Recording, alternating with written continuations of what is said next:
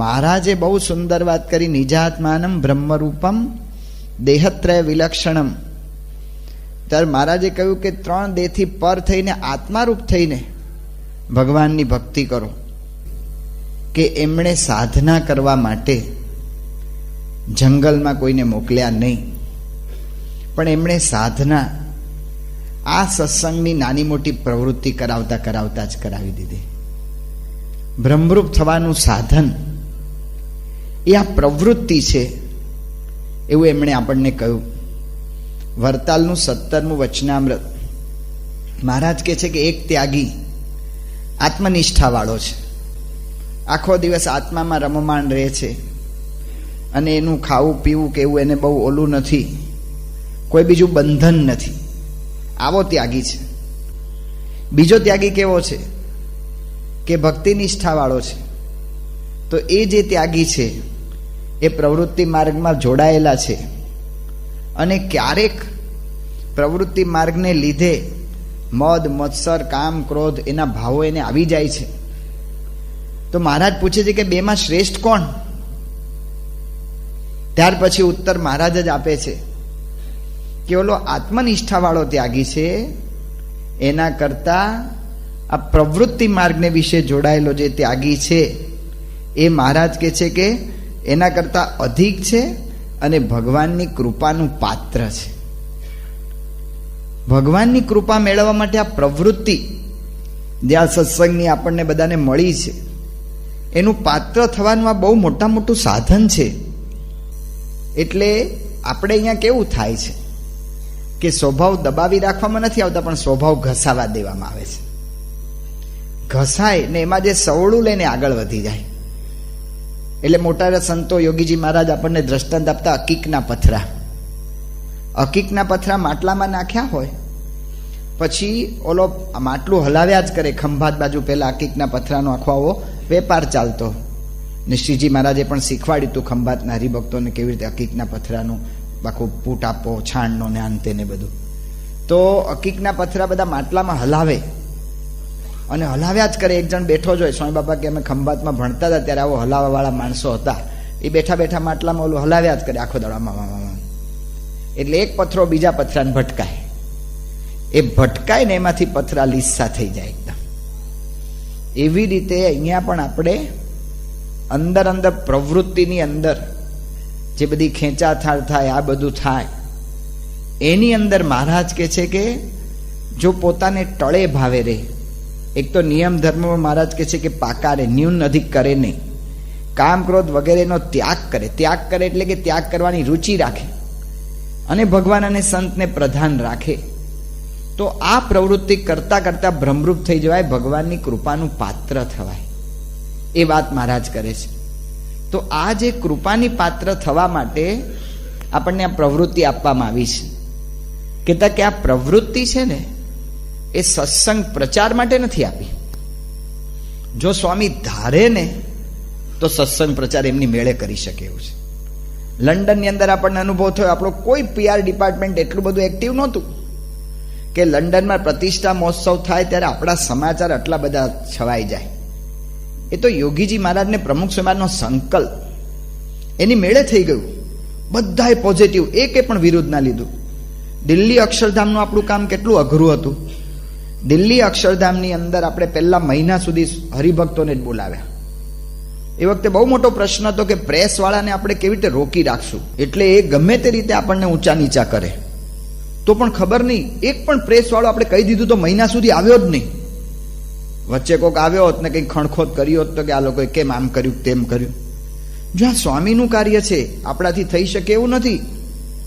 કશું જ આપણાથી થતું નથી. 4 શતાબ્દી મહોત્સવ ભગતજી મહારાજનો ઉજવાયો મહુવાની અંદર. સ્વયંસેવકો બહુ જ ઓછા હતા. અમને સભા મંડપમાં લગભગ 2,500 કે 5,000ની સભા થતી હતી અને અમને 5 સ્વયંસેવક આપ્યા હતા સભા વ્યવસ્થામાં. શું કરવાના 5 ને? એટલે સ્ટેજ ઉપર રાખેલા ખાલી હરફર કરવા માટે. સભાની અંદર કોઈ સ્વયંસેવક જ નહીં. અને આપણા સત્સંગીઓ સભામાં નહોતા આવતા, ગામના માણસો આવતા હતા.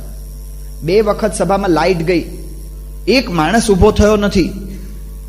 કોણ કરે છે આ વ્યવસ્થા? જો સ્વામી બાબા જ કરી શકે એમ છે. તેમ છતાં પણ આપણને આ પ્રવૃત્તિ કેમ આપવામાં આવી છે કે આપણે કૃપાનું પાત્ર થઈ શકીએ, આપણી સાધના થાય. બીજા સાધન આપણે કરી શકીએ એમ નથી. આ મોટામાં મોટું શ્રેષ્ઠ સાધન એ પૂર્ણ પુરુષોત્તમ નારાયણ આખું અક્ષરધામમાંથી આવું આયોજન લઈને આવ્યા છે, અને એટલા માટે એમણે આપણને આ સાધના આપે છે. તો આ સાધના જે આપી છે ને પ્રવૃત્તિ, એ પ્રવૃત્તિ એ જ આપણી ખરી ભક્તિ છે. વરતાલના 17માં મહારાજે કહ્યું કે ભક્તિનું પાત્ર થાય છે, કૃપાનું પાત્ર થાય છે, એટલે કે એ ભક્તિ છે. આ પ્રવૃત્તિ છે ને એ જ ભગવાન અને સંત સાથે આપણું કેટલું જોડાણ છે ને એની પારાશીશી છે, એનો માપદંડ છે. કેટલી સાધુતામાં રહીને, કેટલી ઉત્સાહથી, કેટલા બળથી પ્રવૃત્તિ કરી શકીએ એના પર જ જોડાણનો આધાર છે. તો જોડાણનું માપદંડ છે, જોડાણની પારાશીશી છે. આ જે આપણને પ્રવૃત્તિ આપી છે ને એ અંતર્દ્રષ્ટિ કરવાનું ઉત્તમમાં ઉત્તમ સાધન છે. ગમે એટલું વિચાર કરીએ ને આપણે પૂજામાં અંતર્દ્રષ્ટિ કરીને બેસીએ ને મને કયા સ્વભાવ નડે છે ખબર નહીં પડે, 15, 20, 25 મિનિટ બેસીએ તોય, અને એટલી જ અંતર્દ્રષ્ટિ ખાલી એક મીટિંગમાં કરીએ ને આપણે, કે મીટિંગમાં ક્યારે હું ઉગ્ર થઈ ગયો, ભલે ઉગ્ર ના થયો પણ અંદર અંદર ક્યારે ક્યારે સમસમી ગયો, ક્યારે મેં કોના વિચાર તોડી પાડ્યા, એનું કારણ શું હતું, તરત અંતર્દ્રષ્ટિ થશે, તરત જ દોષનો આમ હિસાબ ફટફટ ફટફટ મળી જશે. તો પ્રવૃત્તિ છે ને એ અંતર્દ્રષ્ટિ કરવાનું ઉત્તમમાં ઉત્તમ સાધન છે. પણ અંતર્દ્રષ્ટિની 2 વ્યાખ્યા મહારાજે કરી. એક તો આ લોકમાં વ્યાખ્યા છે કે દોષોને જોવા એ અંતર્દ્રષ્ટિ છે. બીજી વ્યાખ્યા મહારાજે અંતર્દ્રષ્ટિની મધ્યના 8મા વચનામૃતમાં, અને બીજું એક પ્રથમનું લગભગ 51 કે એવું કોઈ વચના છે એની અંદર મહારાજે કરી કે બહાર અથવા માહિલી કોરે પ્રત્યક્ષ એવા જે ભગવાન અને એના ભગવાનનું સ્વરૂપ એને જોઈ રહેવું એ અંતર્દ્રષ્ટિ છે. તો ભગવાનની સામે જોઈ રહેવું, પ્રવૃત્તિ કરીએ ને તો આપણને ખબર પડશે કે હું આ 4 કાર્યકરને, 5 કાર્યકરને, 10 કાર્યકરને સાચવી નથી શકતો. પ્રમુખ સ્વામી મહારાજ મારા જેવા 812ને સાચવે છે, અને એના સિવાય બીજા હરિભક્તો અને સ્વયંસેવકો મળીને લાખોના મનને રાજી કરે છે. તો જો તરત અંતર્દ્રષ્ટિ થશે, મોટા પુરુષના લક્ષણ, મોટા પુરુષના ગુણ એ દેખાય છે. તો પ્રવૃત્તિ અંતર્દ્રષ્ટિ કરવાનું સાધન છે. પ્રવૃત્તિ છે ને એ જ આપણી સાધના છે. તો આ સાધના સારામાં સારી કરવા માટે આજે જે વિષય આપવામાં આવ્યો છે કે મન ધાર્યું મૂકીએ છીએ, એ અગત્યનો છે. કારણ કે ગુણાતીતાનંદ સ્વામીએ બીજા પ્રકરણની 57મી વાત છે એમાં સ્વામીએ વાત કરી, સ્વામીએ વાત કરી છે, સંત કહે તેમ કરવું તે શ્રેષ્ઠ છે, ને મન ધાર્યું કરવું તે કનિષ્ઠ છે, ને મન ગમતું કરતો હોય ને ત્યાગ રાખતો હોય, ને આખા મંદિરનું કામ એકલો કરતો હોય, ને ગમે એટલાને સત્સંગ કરાવતો હોય તો પણ તે ન્યૂન છે, ને તેને કોઈક દિવસ વિઘ્ન છે. લ્યો કેટલું કામ કરે છે. પૂજ્ય મોહન સ્વામી બહુ ઊંડાણપૂર્વક આને સમજાવે છે. શું શું કરે છે? ત્યાગ રાખે છે, ત્યાગમાં મોડા પડતા નથી. આખા મંદિરનું કામ એકલો કરે છે. ભંડાર તો એકલો જ કરે, એકાઉન્ટ વિભાગ પોતે જ કરે, બુક સ્ટોલ પોતે, સરભરા પોતે, ઉતારા વિભાગ પોતે. આખા મંદિરમાં એક માણસ પહોંચી વળે છે, કોઈની જરૂર નથી મારે. કેટલું બધી એની અંદર મેનેજમેન્ટનો પાવર હશે. તો આખા મંદિરનું કામ એકલો કરે છે.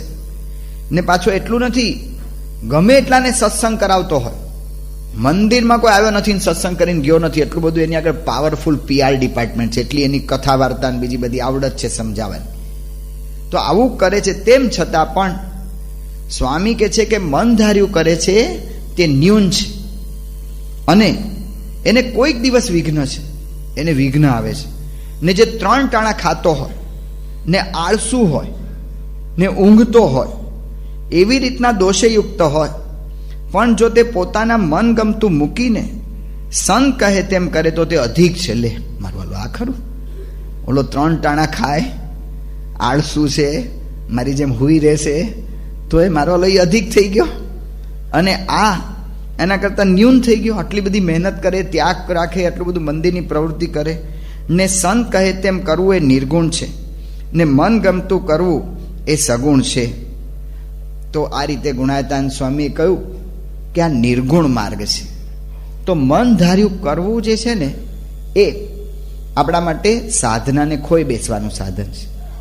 તો મન ધાર્યું ક્યાં ક્યાં થાય છે એનો આપણે વિચાર કરીશું કે મન ધાર્યું ક્યાં ક્યાં કરીએ છીએ. તો મન ધાર્યું એક તો આપણે નિયમ ધર્મમાં કરીએ છીએ.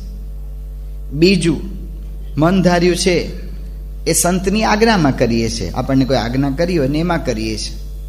ત્રીજું, આગળ વધારે તપાસ કરીએ તો મધ્યસ્થ કાર્યાલયના આદેશમાં કરીએ છીએ. ચોથું, આપણે જે કામ કરતા હોય સંતો સાથે, સંતો યુવકો ને યુવકો સંતો બે અરસપરસ છે, તો એની આજ્ઞામાં કરીએ છીએ, એના વિચારમાં કરીએ છીએ.